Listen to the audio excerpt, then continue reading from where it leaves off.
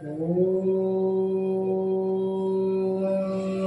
ഹരി ശ്രീ ഗണപതയേ നമഃ.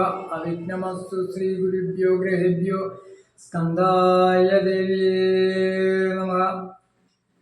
നമസ്തേ. ഞാൻ ജ്യോതിഷാചാര്യ നന്ദകുമാർ, തളിക്കുളം, തൃശ്ശൂർ.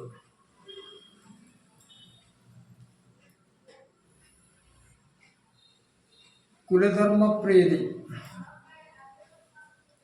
അഥവാ ധർമ്മദൈവങ്ങളുടെ അനിഷ്ടതകൾ കൊണ്ട്, അവരുടെ അപ്രീതികൾ കൊണ്ട് ചിലവർക്ക് പല ദുരിതങ്ങളും ജീവിതത്തിൽ കണ്ടുവരുന്നുണ്ട്. പൂർവജന്മത്തിലെ പുണ്യപാപ കർമ്മങ്ങളാണ് ഈ ജന്മത്തിൽ ഒരു ഗ്രഹത്തെ അനുകൂലനോ പ്രതികൂലനോ ആക്കുന്നത് ജാതകത്തിൽ. എന്നിരിക്കലും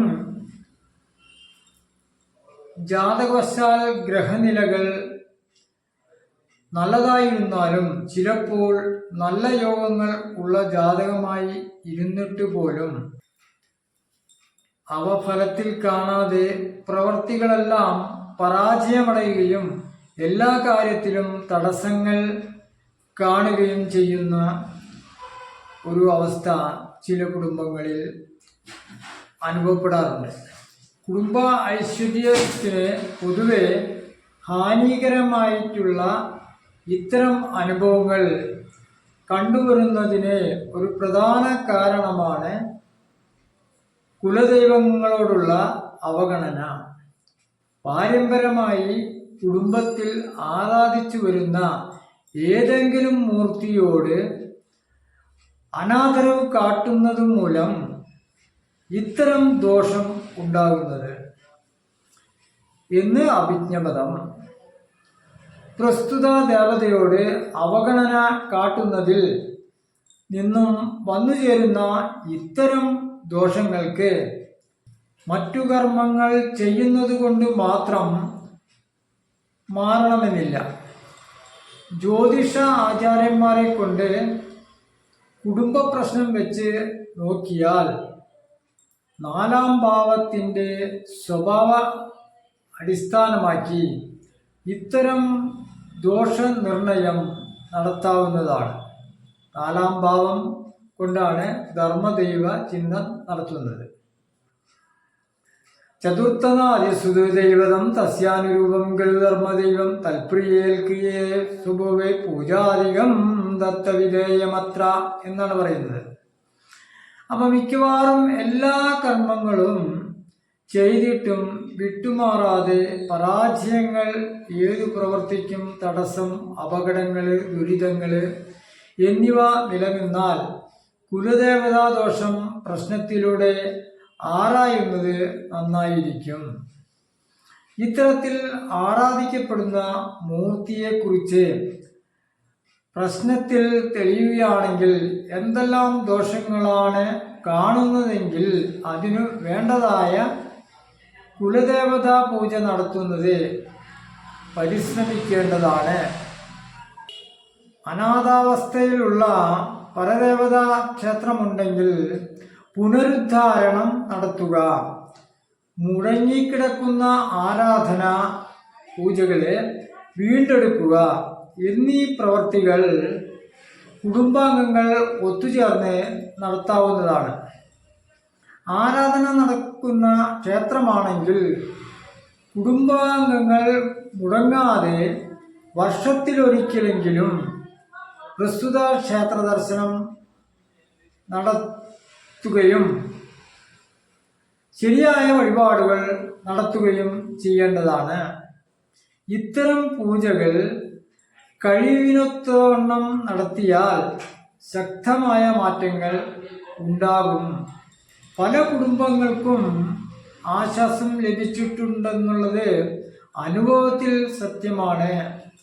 പല കുടുംബങ്ങളുടെയും ജീവിതാനുഭവങ്ങൾ പല രീതിയിൽ ആണെങ്കിലും ഇത്തരം പരിഹാരങ്ങളിലൂടെ പല ദുരിതങ്ങളും മാറിയതായി എന്നെപ്പോലുള്ള ആചാര്യന്മാർക്ക് പലരുടെയും അനുഭവത്തിൽ അറിയാൻ കഴിഞ്ഞിട്ടുണ്ട്. നമ്മുടെ ഇഷ്ടദേവതയെ മറക്കാൻ പാടില്ല. അതൊരു പ്രധാന കാര്യം തന്നെയാണ്. ഒരു വ്യക്തിയുടെ ജാതകം സൂക്ഷ്മമായി പരിശോധിച്ച് ഇഷ്ടദേവത ഏതെന്നറിഞ്ഞ് നിത്യവും ആ ദേവതയെ ഭജിക്കുന്നത് തന്നെ ആ ദേവതാ ചൈതന്യം മനസ്സിൽ ഉണരുന്നതിനും കാരണമാകും. തൻ്റെ ഇഷ്ടദേവത എപ്പോഴും തന്നെ കാത്തുരക്ഷിച്ചു കൊള്ളുമെന്നുള്ള ദൃഢവിശ്വാസം തന്നെ ഒരു വ്യക്തിയുടെ ഇച്ഛാശക്തി ആവോളം വർദ്ധിപ്പിക്കുന്നതിന് സഹായിക്കുന്നു. ഏതൊരു സന്നിഗ്ധ ഘട്ടങ്ങളെ നേരിടുന്നതിനുള്ള മാനസികമായ കരുത്ത് ഒരാൾക്ക് നേടിക്കൊടുക്കുന്നതിൽ ഇഷ്ടദേവതാ ഭജനം തെല്ലൊന്നുമല്ല സഹായിക്കുന്നത്. കുലദൈവ പ്രീതിക്കായി മൂകാംബികയിൽ വഴിപാടുകൾ ചെയ്ത് പ്രാർത്ഥിക്കുന്നത് നല്ലതാണ്. ആൾവാഞ്ചേരി തമ്പ്രാക്കൾക്ക് നെയ്ക്കിണ്ടി നിറച്ച് പ്രാർത്ഥിക്കുന്നതും നല്ലതാണ്. മാടൻ തമ്പുരാൻ മന്ത്രമൂർത്തികളെല്ലാം തമ്പുരാൻ ക്ഷേത്രങ്ങൾ മിക്കതും കുടുംബപരദേവതാ ക്ഷേത്രങ്ങളായിട്ട് രൂപം കൊണ്ടതാണ്.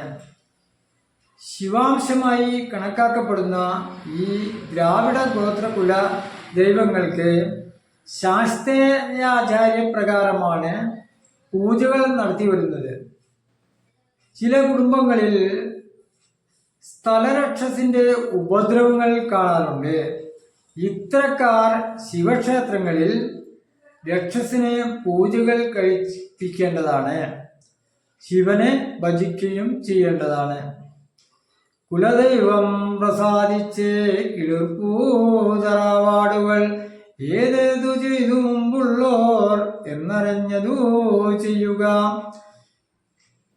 അതുപോലെ ധർമ്മദൈവം പരിത്യച്ച അന്യദൈവാൽ സമാചരാൽ ജാഗ്നവീതീരമാസിത്യ ഭൂപം ഗനതി ദുർമതി എന്നെല്ലാം പറയുന്നത് അതുകൊണ്ട് തന്നെയാണ്.